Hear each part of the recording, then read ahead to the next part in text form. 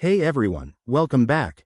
Today, we're diving into a super practical guide: how to send USDT from your Leo wallet in 2025. Whether you're a crypto newbie or just want to brush up on the latest steps, this tutorial will have you sending tokens like a pro. Let's get started. First off, make sure you have the most up-to-date version of the Leo wallet app installed on your phone or computer. This is crucial for security and accessing new features in 2025's evolving crypto landscape.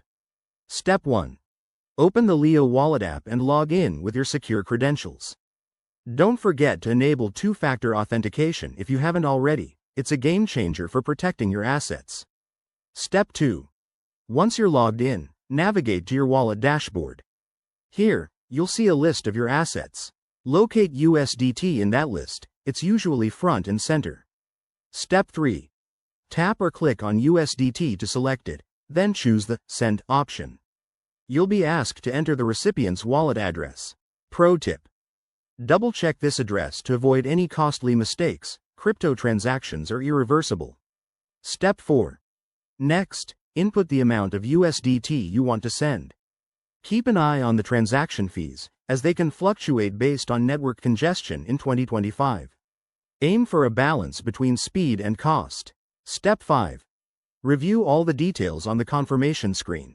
This includes the amount, recipient address, and fees. If everything looks good, hit the Confirm button. Step 6. After confirmation, you'll get a transaction ID. Use this to track your send on a blockchain explorer like Etherscan or whatever's popular in 2025. It usually takes a few minutes to a few hours to complete.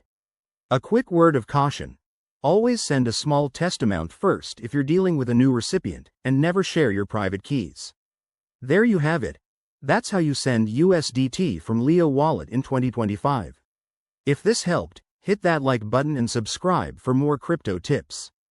Thanks for watching, and see you in the next video.